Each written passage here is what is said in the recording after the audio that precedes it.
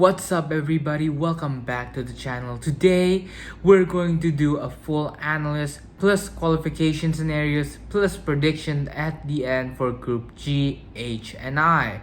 So some teams are battling for first place, some teams are trying to secure second place, some teams are desperately trying to stay alive in the race for one of the best third place spots, and a few nations are basically facing elimination if they fail to get a result.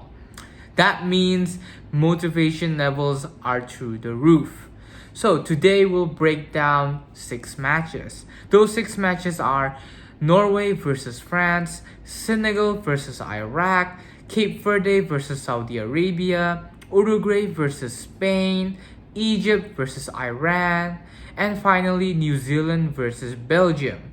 We'll analyze each team's form, strengths, weaknesses, key players, qualification scenarios, and finish with score predictions for all 6 matches. So let's get right on it.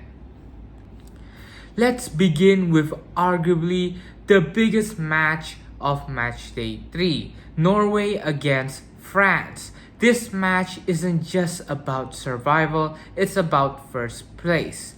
Both teams enter the final group match with 6 points from 2 games.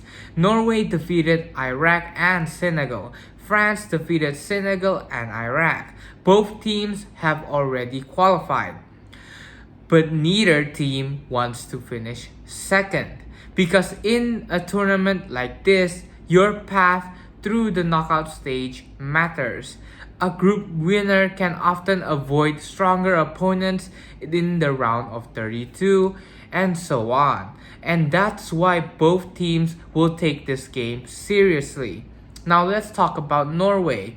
Norway has been quietly one of the most impressive teams in the tournament so far. The obvious reason is Erling Haaland. If every defender in the world knows exactly what Haaland wants to do, and yet stopping him remains almost impossible if you've seen the memes on the internet. His movements inside the box is elite, his finishing is world class, and he only needs one chance to punish a defense. Behind him is Martin Ødegaard. The Arsenal captain has been controlling games beautifully, and he's creating opportunities, he's dissecting tempo, and he's connecting midfield to attack. Norway's biggest strength is their directness. When they win possession, they transition forward quickly. They don't waste time, they attack immediately. However, there are still concerns. Against elite teams like France, Norway's defense can sometimes struggle. They don't have the same depth as France, and if they spend too much time defending, cracks can begin to appear. Now let's look at France. Pretty much the biggest team in the World Cup for me. Simply put it, France have the deepest squad in the entire tournament. Kylian Mbappé remains one of the most dangerous players on the planet. His speed is terrifying, his finishing is elite, and he can completely change a game within seconds. Alongside him, players like Aurelien Tchouameni, Eduardo Camavinga, and Michael Olise provides quality throughout the pitch. I do want to say first though, if I'm pronouncing these names wrong or words, I want to say sorry in advance. I'm not really good at pronouncing names. But let's just head back right in. France's biggest advantage is depth. If one star isn't performing well, another can step up. Few nations can match that luxury. Tactically, France will likely dominate possession. Norway will look to stay compact and hit on the counter through Ødegaard and Haaland. The battle between Norway's counterattack and France's control could decide the match entirely. So let's move on right next to the second match. Next, we move to a game that feels like a knockout match. Senegal against Iraq. Both teams have lost their opening 2 matches. Both teams sit on 0 points, and both teams know that defeat almost certainly means elimination. That creates enormous pressure. Let's start with Senegal.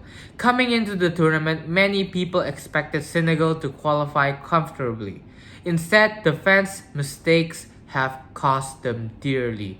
They lost to France, they lost to Norway, and now they're fighting for survival. The positive news is that Senegal still possesses plenty of talent. Nicolas Jackson remains dangerous. Ismaïla Sarr brings pace and directness. I'm so sorry. I meant Pape Matar Sarr. I think I said that wrong, but it's on the description if you guys want to know. Continues to provide energy in midfield. Physically, Senegal remains one of the strongest teams in Africa. Their athleticism allows them to compete with almost anyone. The problem has been concentration. Too many mistakes, too many avoidable goals conceded. Now let's look at Iran. Now Iraq World Cup's journey has been difficult. Losses against Norway and France have exposed the gap between Iraq and the tournament's elite teams. However, this team deserves respect. They work incredibly hard, they fight for every ball, and they never stop competing. Aymen Hussein remains their biggest attacking threat. Meanwhile, Ali Jassim provides creativity whenever Iraq manages to build attacks. The challenge is consistency. Creating chances against top opponents has proven difficult. This match could become surprisingly open. Both teams need a victory. Neither can afford to settle for a draw. That desperation may actually create a very entertaining game, and I would very well like to see this match later on. So let's move on right to the next match. Now we move into Group H, and perhaps the biggest surprise story of the entire tournament. Cape Verde, nobody expected them to be here fighting for qualifications. Yet after draws against Spain and Uruguay, they enter Matchday 3 with a genuine chance of advancing. That's an incredible achievement. Cape Verde's success has been built on discipline. They're organized, they're compact, and they make life difficult for opponents. Their defensive shape has frustrated teams with far more talent. However, scoring goals remain a consistent challenge. They don't create huge numbers of chances, so every opportunity is gold. It becomes critical for them. But now let's talk about Saudi Arabia. Saudi Arabia enters this match knowing they probably need a victory. A draw may not be enough. That means we could see a far more aggressive Saudi team than we've seen so far. Players like Salem Al-Dawsari and Firas Al-Buraikan have the ability to create dangerous moments. The problem is defensive ability and stability. When Saudi Arabia commits numbers forward, space begins to appear. And that's exactly what Cape Verde will try to exploit. This feels like a game where tactics and nerves could be just as important as quality. But let's move on right to the next match. Now we arrive at one of the most fascinating matches of Matchday 3, Uruguay versus Spain. Spain enters with 4 points, Uruguay enters with 2 points. For Uruguay, avoiding defeat is absolutely crucial. For Spain, victory likely secures first place.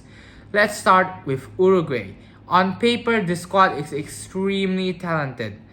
Federico Valverde is one of the best midfielders in the entire world. Darwin Núñez remains dangerous. Ronald Araujo provides defensive leadership. Yet Uruguay has underperformed so far. Draws against Saudi Arabia and Cape Verde were not the results many people expected. Now the pressure is enormous. The good news is that Uruguay's know how to compete in big matches. They've built their football identity around resilience and fighting experience, well as spirit. Spain, meanwhile, looks increasingly dangerous. After a frustrating draw against Cape Verde, they respond with a dominant victory over Saudi Arabia because they put in Nico and Lamine Yamal back. Lamine Yamal continues to shine, Pedri continues to midfield beautifully, and Rodri remains the heartbeat of the team, and Nico Williams provides explosive pace on the wings. Spain's biggest weapon is possession. When Spain controls the ball, opponents spend long periods chasing shadows. Uruguay will likely look to stay compact and attack through transitions. Spain will attempt to suffocate the game through possession.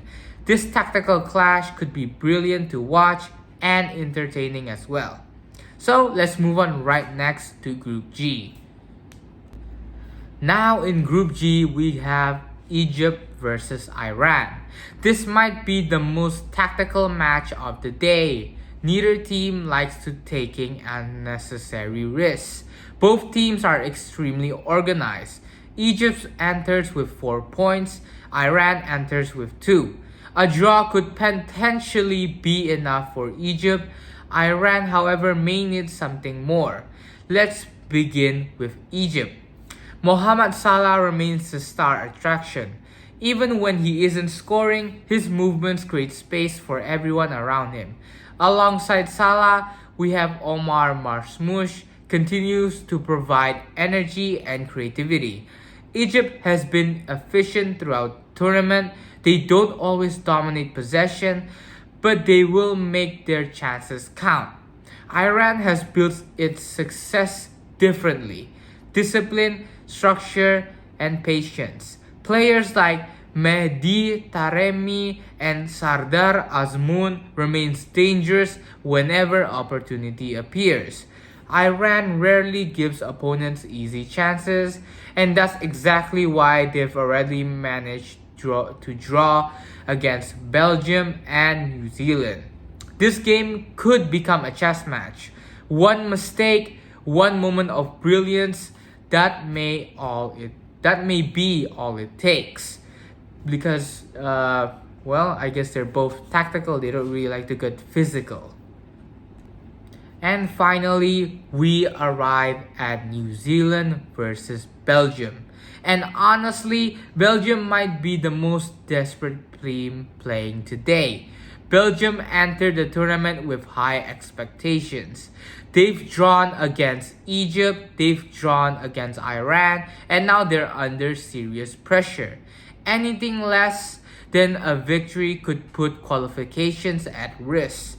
That's not the good news. But the good news is that Belgium still possess enormous talent.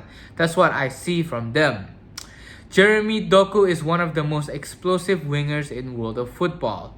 Loïs Openda remains a dangerous striker. Charles de Ketelaere, I think I said that wrong, provides creativity and intelligence. The issue has been finishing. Belgium has created chances, they simply haven't converted enough of them. New Zealand enters with nothing to lose. They've already exceeded expectations. Chris Wood remains their biggest goal threat. And the team continues to play with impressive determination. However, the talent gap between these squads is significant. Belgium knows exactly what's at stake, and that urgency could make the difference. Totally. So, let's head on right to the predictions. Alright, we're finally in the predictions. So, let's go right at it. First, we have Norway versus France. I think this game might be tight considering they don't have to risk all of it. Like, they don't have to put it all since they will still be qualifying. I'd say France wins 2-1 against Norway. Then we have Senegal versus Iraq. I'd say Senegal wins. They definitely win. They have the upper hand. 2-0 against Iraq. Senegal wins. And Cape Verde versus Saudi Arabia. Now this one's quite tricky.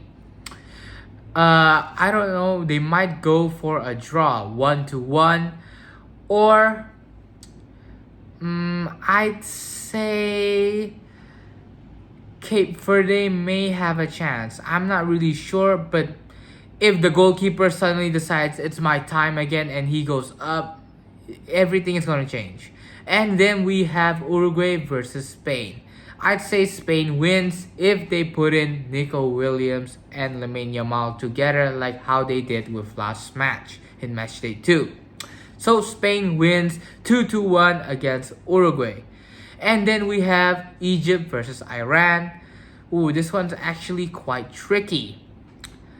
I'd say they go on a draw with both of them fighting hard till the very end. But if I were to choose a side, I'd say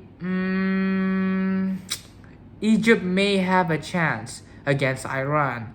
They may have a chance, I don't know, a slim chance, a very, very small chance, but it's definitely still there. But right at the last match, we have New Zealand versus Belgium.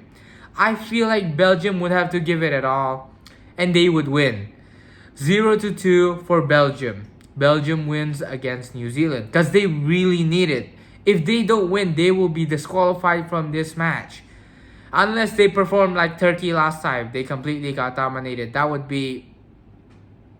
wow. I don't even know what to say if that actually happens. But I hope it doesn't happen and they give a fighting chance. Well, those are my Matchday 3 predictions for Group H, G, and I. Do you agree? Which predictions do you think is completely wrong? Can Norway shock France? Will Belgium survive? Can Cape Verde complete one of the greatest underdog stories in World Cup history? Let me know your predictions down in the comments down below. And if you enjoyed today's analysis and predictions, don't forget to like that video and hit that subscribe button to the channel and turn on notifications so you never miss another World Cup review because I'm doing the whole World Cup. Thanks for watching and I'll see you on the next one. And I'll be uploading as well on TikTok as reactions to my predictions. If you want to see them, go check it out. See ya guys.